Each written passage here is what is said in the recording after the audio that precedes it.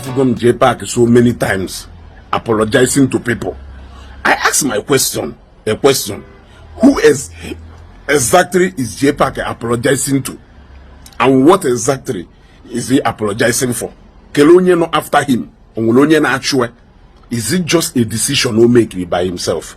Then the next question should be, Obolo na Jpac owe some people apology. Who are those people actually who owe that apology to? I am here to answer all these questions. Look, let me tell you, as you follow people, don't follow people blindly. Look at Ndedoka, he had the Light of Africa. Onyamuma Arenji and the Kelafe, Masidibia and the likes of them. Okay, nwa bido gasare ndị mmadụ sị na anyị nwa na-eme bla bla bla na gụna iju ụwa na ndị otu ya na-eme ife a onchesie crowd ka onwe monetize ya page unu ka Facebook kwụọ n'ụgwọ. You are only doing this thing for Facebook money. Kedu ndị bụ ụzọ n'ụgbọgo monetization fe page jikosi page jigaresi?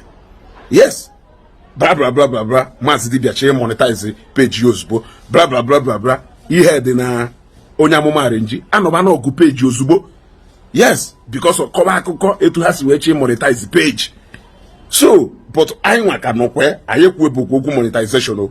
Now, kelu ndị ọdụziruka na-eme everything possible just to monetize their page and earn money based on your gullibility. It is this kind of people na point out now. That is exactly the game Jpac in the mad we play. And today, who exactly is he apologizing to? Oblo na Jpac will anybody or people or supposedly apologize to. It should be your followers. Apologize to your followers for misleading them all this while. Apologize to your followers for making them to believe in your sense of judgment when you know that you are doing it for personal gain. Because this saga, I don't understand this saga. I talk on real issues according to my understanding of that particular matter. I don't see it as saga. I don't see it as saga. So, or my standing maintain today, I'm unknown well. A lot of people who are looking up to me, who are believing, who trust in my sense of judgment. Then, intentionally, I'm on the wrong side. Name mislead her. Then tomorrow, they change to come switch immediately for another thing. Yes.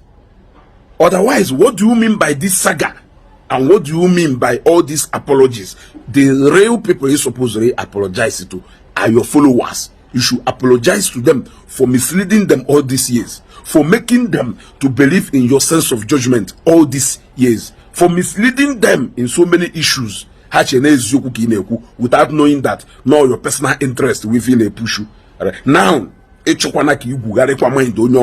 to another angle. Itilegwu, shock egwu are all inclusive to everybody. Both Omenala, both Ndoka and the Madnine, it change area. Now you want to start doing family content. A shock it change area mind the Madnine, and the Madu webido wash away your family content.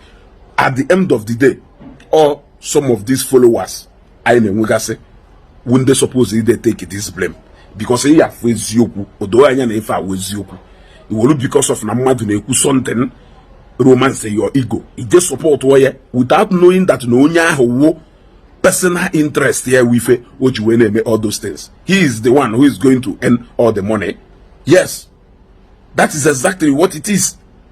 That is why somebody do kamo and the likes of the people.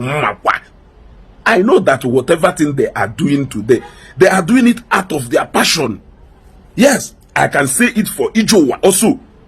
For whatever thing Ijo waneme, he is doing it out of passion.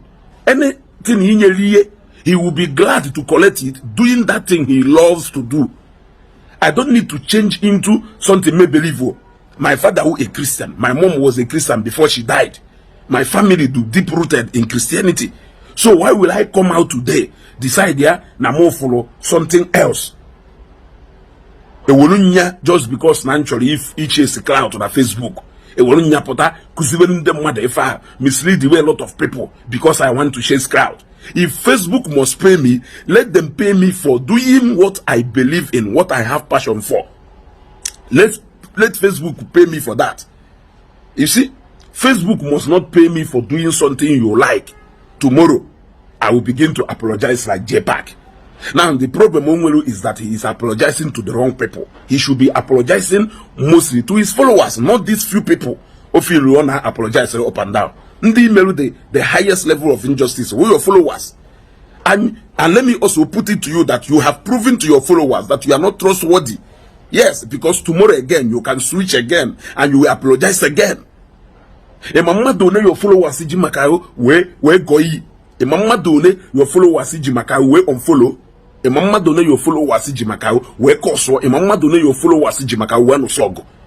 Today, you think you can wake up and say, I am sorry to few people. If you will not few people, you think it is all about those people. It is about Obolona, a leader of a local government fail. Ndo fail ndaho onachi, ndaho ne fule, ndaho trustone, ndaho electric. Ondo ne follow. Ondo supposedly apologize to. The same thing with the governor. You got it? It happened the people not under your local government, which is your page. You should be apologizing for misleading them over your personal gain. You cannot apologize to them money they exist. You want to go steal for your own personal gain again because you want your music to sell and you want your family show to pull through.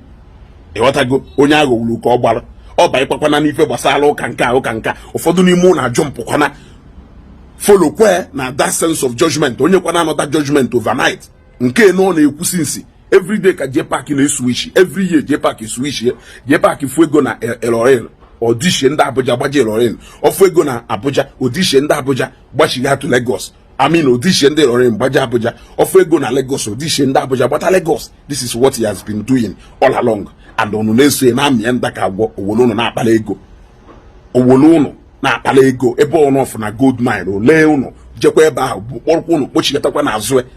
Asking question, the real people you should be apologizing who your followers because you have been misleading them all these years. Yes, ụfọdụ n'ime ha ekwuona all manner of things unfollow serious pages because of you where they are protecting you. Today you think you can wake up overnight and say I am sorry for doing this, apologizing to few people. Have thousands of people who they follow on a daily basis in a mislead. Be careful of who you follow.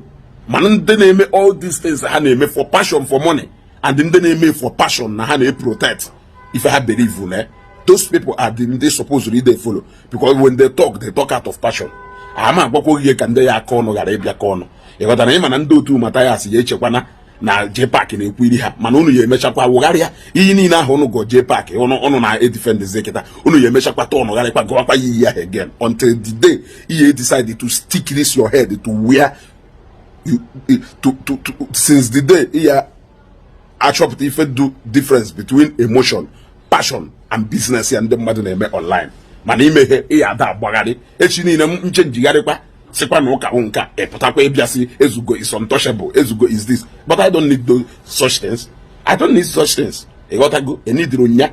You either follow me for my passion ebe nkulokwe ibe agree with me when I agree with me, but if you expect me to be saying something that with every time make way because that is where people start apologizing every now and then and I'm not ready to go on apology journey. I can't go on apology journey. You think you can cut us and them mad? Look at even email Kelafaye Ezobina Saba. You are coming today to come and tell us Nemaho. You are telling us that Nemaho that you are apologizing.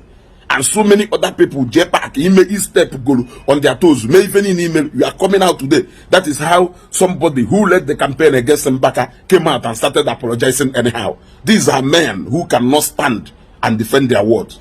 These are men who speak out of interest. Yes. Tomorrow they will come out and start apologizing. I will leave it here, but I will really want Jpac to come and tell me who exactly is he apologizing to? What has he done that he's apologizing to people? And the people who owe that apology genuinely. The people who deserve that apology. I will leave it here. That one.